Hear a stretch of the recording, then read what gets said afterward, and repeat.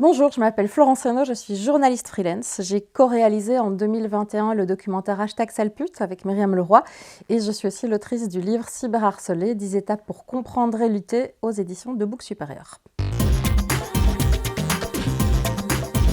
C'est quoi le cyberharcèlement? En fait, le cyberharcèlement, c'est une facette des cyberviolences. Le harcèlement, c'est une cyberviolence. Parmi les autres cyberviolences, il y a aussi la diffusion de contenus intimes à caractère sexuel. Il y a le harcèlement par message privé. Il y a les cyberviolences dans le cadre de couple, c'est-à-dire contrôler quelqu'un, lui demander ses mots de passe, l'obliger à se géolocaliser. Les cyberviolences, en fait, finalement, ce sont juste des violences commises au moyen d'un moyen cyber, c'est tout. Quelles sont les conséquences des cyberviolences? 88% des victimes de cyberviolence souffrent ou ont souffert de troubles anxieux et dépressifs. 49% ont eu des pensées suicidaires et 14% ont tenté de se suicider. Oui, ce sont des vraies violences. Quel est le profil des personnes qui harcèlent? Alors d'après les études internationales, plus de 80% des auteurs de cyberviolence sont des hommes. C'est vrai qu'il y a cette image de le cyberharceleur, c'est un pauvre type tout seul, dans sa petite chambre sale, en slip sale, qui crie sa frustration sur les réseaux sociaux. Alors il y en a sûrement, mais les personnes qu'on retrouve devant les tribunaux, ce sont des personnes très bien intégrées dans la société, des profs d'UNIF, des avocats, des policiers, un instituteur bruxellois récemment. Vouloir faire des cyberharceleurs des monstres, c'est se tromper de grille de lecture. Quelle est la motivation derrière la cyberviolence? L'immense majorité des victimes de cyberviolence sont des femmes, l'immense majorité des auteurs sont des hommes. De quoi est-ce le signe, à votre avis?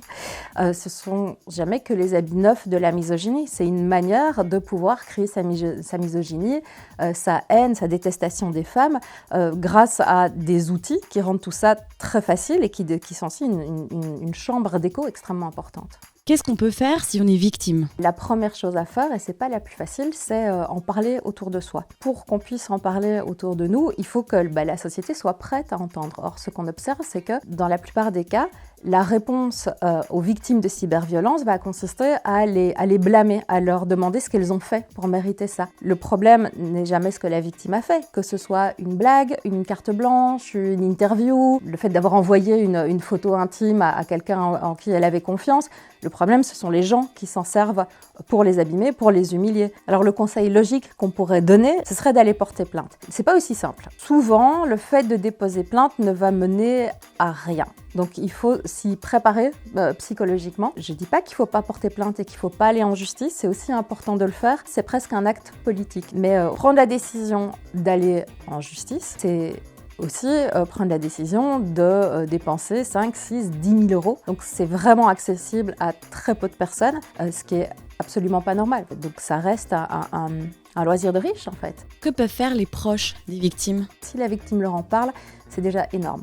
Plus de la moitié des victimes décident de se taire par honte. Il faut accueillir cette parole, éviter de blâmer la victime, de lui demander ce qu'elle a fait pour mériter ça, proposer de l'aide concrète, dire tiens, est-ce que je peux recueillir des captures d'écran, est-ce que tu veux me donner les clés de ton compte pour que je réunisse toutes les captures, demander à la victime ce dont elle a besoin et respecter sa décision. En plus, si elle décide de ne pas porter plainte tout de suite, elle a plusieurs années pour le faire. Laissez-la souffler, écoutez-la, ne la jugez pas. Que faudrait-il mettre en place pour protéger les victimes de cyberharcèlement?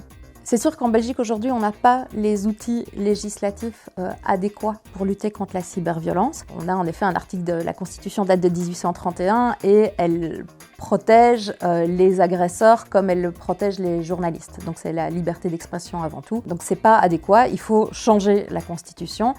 C'est pas facile à faire. Néanmoins, si on utilisait déjà les lois existantes et qu'on les faisait appliquer, ce serait déjà un bon début et ça permettrait de faire jurisprudence. Après, ce dont on a vraiment besoin, c'est la collaboration des plateformes. Tant que les plateformes ne collaborent pas avec la justice, en fait, on est un peu bloqué. Et qu'est-ce qu'on peut faire si on est témoin de cyberviolence? On a souvent l'impression que les gens qui observent les cyberviolences n'ont aucun rôle dedans. Déjà, choisir de ne pas réagir, de ne pas dire qu'on n'est pas d'accord, c'est finalement participer au problème. Et puis il y a tous ces gens qui ont l'impression de ne pas vraiment faire du mal, mais qui, quand il y a un contenu humiliant, moqueur, voire agressif, ça les fait bien rire. Et leur manière de bien rire, c'est faire un petit commentaire, c'est mettre un petit smiley, c'est liker. Et là, en fait, ils participent totalement à l'entreprise de cyberviolence parce que le fait d'interagir avec un contenu violent ça pousse à sa viralité, ça le visibilise d'autant plus. Quand on voit un contenu qui nous semble violent, harcelant, on peut le signaler. On peut assurer son soutien à la victime par message privé. Dites-le quand vous pensez quelque chose de positif. Postez vos commentaires encourageants. C'est aussi une manière de hacker l'algorithme et de ne pas laisser la section commentaires aux seules personnes qui pensent des choses négatives ou qui veulent injurier les personnes présentes dans le contenu. Donc répandez un peu d'amour, un peu de bienveillance. C'est aussi important pour les victimes. Ça compte énormément, vous n'imaginez pas à quel point.